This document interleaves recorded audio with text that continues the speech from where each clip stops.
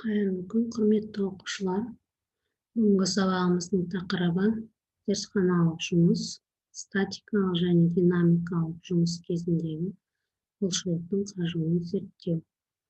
Оқыту мақсаты 9.1.6.2 бұлшықеттің жиырылу жиілігіне бұлшықет жұмысының тәуелділігін зерттеу. Сабақтың мақсаты статикалық жұмыс кезінде қажуды зерттеу, динамикалық жұмыс кезінде қажуды зерттеу, статикалық және динамикалық жұмыс арасындағы айырмашылықты талдау. Номер 7 зертханалық жұмыс. Статикалық және динамикалық жұмыс кезінде қажу үдерісін зерттеу. Зертханалық жұмысымыздың мақсаты бұлшықет жиырылуы жиілігіне бұлшықет жұмысының тәуелділігін зерттеу. Зертханалық жұмысқа қажетті құрал жабдықтар секундомер, массасы 1,5 және 3 килограммдық жүк, білезіктің күшін өлшеуіш. Жұмыстың барысы 2 тәжірибеден тұрады. Бірінші тәжірибе статикалық жұмыс кезіндегі бұлшықеттің қажуын зерттеу. Сыналушы массасы 1,5 килограммдық жүкті алып, оны денеге тік бұрышпен екі жаққа қарай қолын созып ұстайды. Екі жақта қол бірдей деңгейде орналасу қажет. Яғни қолтық арасы тік бұрыш болу керек.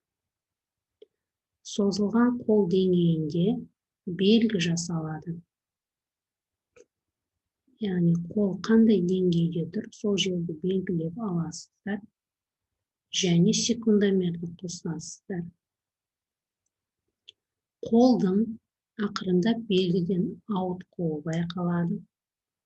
Бұлшықеттің қандай уақытта қажығанын тіркейсіздер.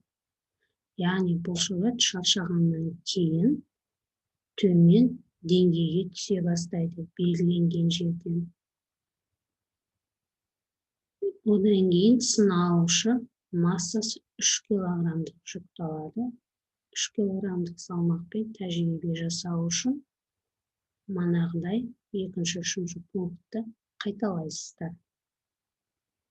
Тағы да белгі жасалады да секундомерді қосасыздар, бұлшықеттің қажитын уақытын белгілейсіздер. Екінші тәжірибе динамикалық жұмыс кезіндегі бұлшықеттің қажуы.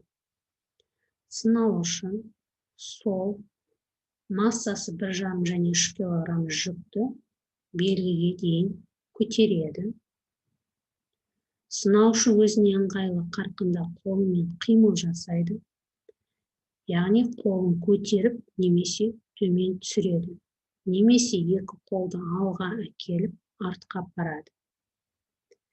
Сыналушы 3 секунд уақыт белгіде қолын ұстап тұра алмағанда қажу бар деп есептеледі.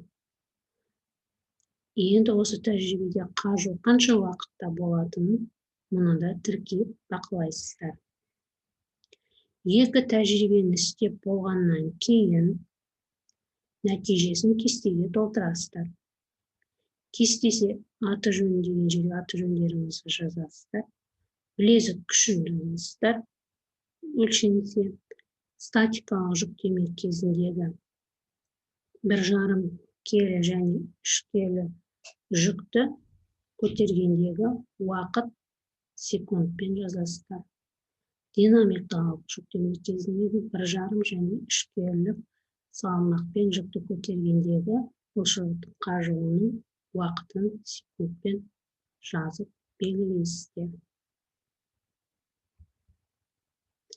Енді осы екі тәжірибені жасап болғаннан кейін жалпы қорытынды жасайсыздар. Яғни жүктеме типі бұлшықеттің қажуына қалай әсер етеді? Статикалық және динамикалық.